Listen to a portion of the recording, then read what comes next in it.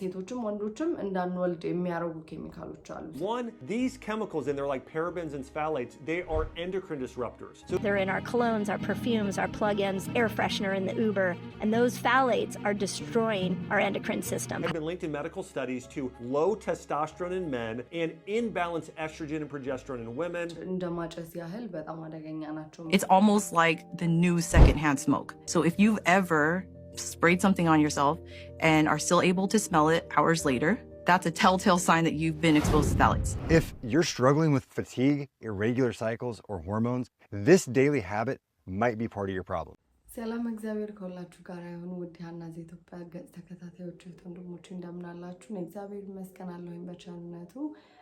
ዛሬ እንግዲህ በጣም የማንጠብቀው ብዙዎቻችን የምንወደው ነገር ግን በጣም ብዙ በሽታ ላይ እየጣለን ያለ ነገር ነው። እሱም ሽቶ ነው። በተለይ በጣም ብራንድ የሆኑ ሽቶዎች በጣም አደገኛ ኬሚካሎችና ካንሰር፣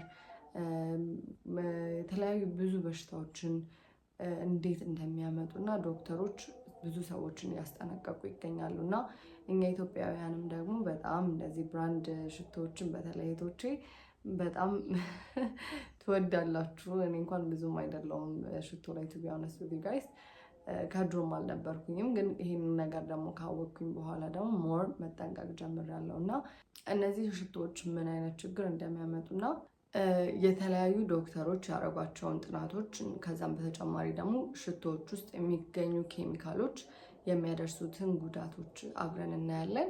እስከ ቪዲዮ ፍጻሜ ድረስ አብራችሁ ይቆዩ። This morning you told me to not wear any perfume, but why? Did you know that perfume is more toxic than smoking? No. There are over 3,000 chemicals in perfume that they don't have to clarify. And the biggest issue is with perfume that there are heavy metals in there. I'm not exaggerating. I'm just trying to spread awareness about that. It's basically like spraying pesticides on your body. It's really that toxic. There are no regulations about that. The companies, they can do whatever they want. People don't realize how bad it is. Like, it can trigger migraines, it can worsen your asthma, it can make any kind of chronic illness worse. People, try to eat healthy and they work out and they can't lose weight because they're using perfume every day, which is like overburdening their livers over and over again. Sometimes you can't even do everything right, but if you breathe in perfume, and only even breathing in, it's not like, I only do it on my clothes or I'm not putting it on my skin. That's really the biggest issue. እሺ እንግዲህ እንደሰማነው ነው አሁን በጣም ብራንድ የሆኑ ሽቶዎች ልክ ሲጋራን እንደማጨስ ያህል በጣም አደገኛ ናቸው። ምክንያቱም እነሱ ውስጥ ያለው በፍሬግራንስ ኢንግሪዲየንት ውስጥ ፍሬግራንስ የሚለው ኬሚካል ውስጥ በጣም ብዙ ኬሚካሎች ይጨምሩባቸዋልና እስኪ ወደ ሌሎቹ ቪዲዮዎች እንሂድ።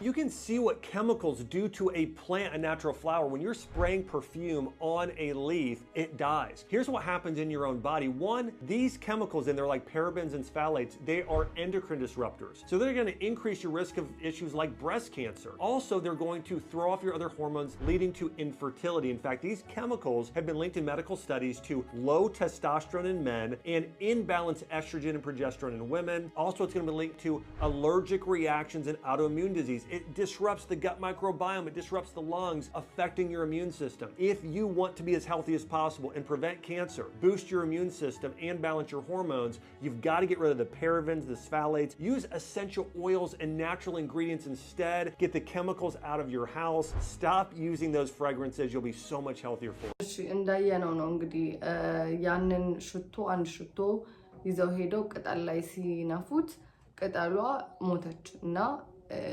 የኛም ሰውነት በተለይ ቆዳችን በሰውነታችን ላይ በጣም ትልቁ ኦርጋን የሚባለው ቆዳችን ነውና የተለያዩ ኬሚካሎችን እንግዲህ ከ300 በላይ ኬሚካሎች ሽቶ ውስጥ ወይም ፍሬግራንስ ብሎ ኢንግሪዲየንት ውስጥ ያለ ሽቶ ውስጥ ይገኛሉና በጣም ብዙ በሽታ ያመጣሉ። ኢሚዩን ሲስተማችን ላይ፣ ዳይጀስቲቭ ሲስተማችን ላይ ብዙ በሽታ ያመጣሉና ይሄ ዶክተር ያንን ነው እየተናገረ ያለው።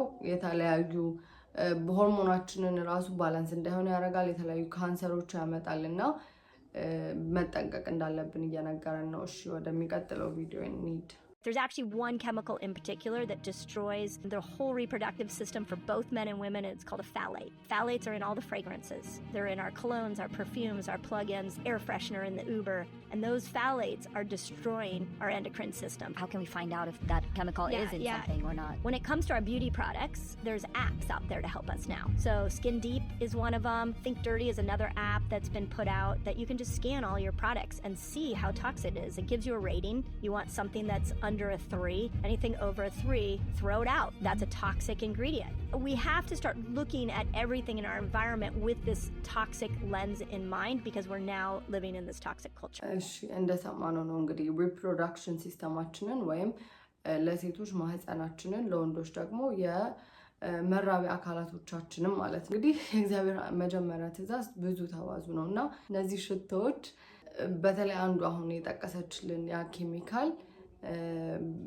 እነዛን ነገሮች ዲስትሮይ ያደርጋል። ከዛም በተጨማሪ ደግሞ በምንጠቀማቸው ፍሬሽነሮቻችን ውስጥ እንደተባለው ሽቶዎች ውስጥ ብዙ ኬሚካሎች አሉና እንዴት ራሳችንን መጠበቅ እንችላለን ብላ ስትጠይቃት እኛ ብዙ አሁን አፕሊኬሽኖች አሉ። ስኪን ዲፕ፣ ቲንክ ደርቲ፣ ዩካም አሪፍ ነው እና እነዚህን እዚህ ጋር አደርግላችኋለሁ። እነዚህን አፕሊኬሽኖች ከዚህም በፊት ነግሬያችሁ ነበረ። እነዚህን አፕሊኬሽኖች እየሄዳችሁ ዳውንሎድ አድርጋችሁ ያላችሁ የምትጠቀሙባቸውን ማለት የምትጠቀሙባቸውን ፕሮዳክቶች በጠቅላላ እስካን እያረጋችሁ ለጤናችን ጉዳት ያመጣል አያመጣም የሚለውን ነገር በደንብ እንድታዩ እመክራችኋለሁ እና በጣም ከተለያዩ በሽታዎች ለራሳችንን ለመጠበቅ በተለይ ኢቭን አሁን ካለመውለድ ጋር ተያይዞ የሚመጡ ነገሮች አሉ። አሁን ብዙ ጊዜ የመውለድ ሴቶች በተለይ ወይም ሴቶችም ወንዶችም እንዳንወልድ የሚያረጉ ኬሚካሎች አሉ። ስለዚህ ራሳችንን ከዚህ መጠበቅ አለብን ማለት ነው። Don't use products that you can smell until you watch this video. Most fragrances and the products that you're using contain EDCs or endocrine disrupting chemicals that can cause anything from weight gain, hormone imbalance, cancer, and brain issues. And it doesn't take that much according to scientists. Now you're probably wondering, where the hell is the FDA when you need them? That's right, companies don't have to disclose toxic chemicals if they label them a fragrance because it's a trade secret. So you can smell something, or if you're putting it on your skin, it's going to end up in your bloodstream. But the best way that you can avoid this is to avoid products with artificial fragrances. Would you do this? Should the FDA be doing something about this? ያለን ያለው ሽታ ያላቸውን ቅባቶችም ሆነ ሽቶዎችም በአጠቃላይ አትጠቀሙ። ምክንያቱም ፍሬግራንስ ተብሎ አሁን ለምሳሌ አንድ ሲክሬት ሬሲፒ የሚባል አለ አይደለ? ለማንም እንዳትነግሩ የራሳችሁ የሆነ ነገር እንደዛ ነው ብለው ፍሬግራንስ የሚለው ውስጥ በጣም ብዙ ኬሚካሎችን ይጨምራሉ። ያም ደግሞ በኤፍዲኤ አክሴፕትድ ነው። ምክንያቱም ይሄ የነሱ ሲክሬት ኢንግሪዲየንት ነው። ለሰው ከነገሩ ሌላም ሰው ያንን ተጠቅሞ ሊሰራው ይችላል በሚለው ማለት ነው። ነገር ግን በዛ ውስጥ ያሉ ኬሚካሎች ውፍረትን ያመጣሉ፣ ሆርሞናችን እንዲዛባ ያደርጋሉ፣ የተለያዩ ካንሰሮችን ያመጣሉ፣ ከዛ ብሬን ኢሹ የአይምሮም በሽታ ያመጣሉ። ስለዚህ ራሳችን መጠንቀቅ አለብን። ከዛም በተጨማሪ እንዳልኳችሁ ቅድም ማንኛውም ቆዳችን ላይ የምናደርጋቸው ነገሮች ወዲያውኑ ወደ ደማችን ነው የሚሄዱት። ስለዚህ ራሳችንን መጠበቅ አለብን ማለት ነው ከነዚህ ኬሚካሎች። ወደሚቀጥለው ቪዲዮዎች እንሂድ። Never spray perfume on your neck, especially not right over your thyroid. Most perfumes are full of phthalates and synthetic fragrances, which are known as endocrine disruptors. And the neck has really thin skin right over the thyroid gland. Now, perfumes here can absorb super fast straight into the bloodstream and start interfering with your hormonal system. We're talking about your metabolism, mood, and fertility. All of it. And don't think spraying your wrist is safer. Anywhere where you can do a pulse, it's gonna have thin skin and it's gonna absorb very fast. If you're struggling with fatigue, irregular cycles, or hormones, this daily habit might be part of your problem. ይሄ ዶክተር ወንድማችን ደግሞ እያለን ያለው በጣም በተለምዶ ሽቶ ሲደረግ አንገት ላይ ይደረጋልና እዚህ ጋር ደግሞ ታይሮይዳችን ያለበት ቦታ ስለሆነ ብዙ ሽቶ ለምሳሌ እጃችን እዚህ ጋር እናደርጋለን። ነገር ግን እዚህ ጋር በጣም ስስ የሆነ ቆዳ ያለበት ነው እና ወደ ደማችን የሚሄደው በጣም በፍጥነት ነው። ስለዚህ እዚህ ጋር አናድርግ። ምክንያቱም እንዳልኳችሁ ሆርሞን ባላንስ እንዳይሆን ልጅ እንዳንወልድ ድካም እንዲሰማን በቃ የሆነ አይምሯችን የሆነ ፎጊ እንዲሆን ያደርጋሉ ማለት ነው እነዚህ ኬሚካሎች ሽቶ ውስጥ ያሉ።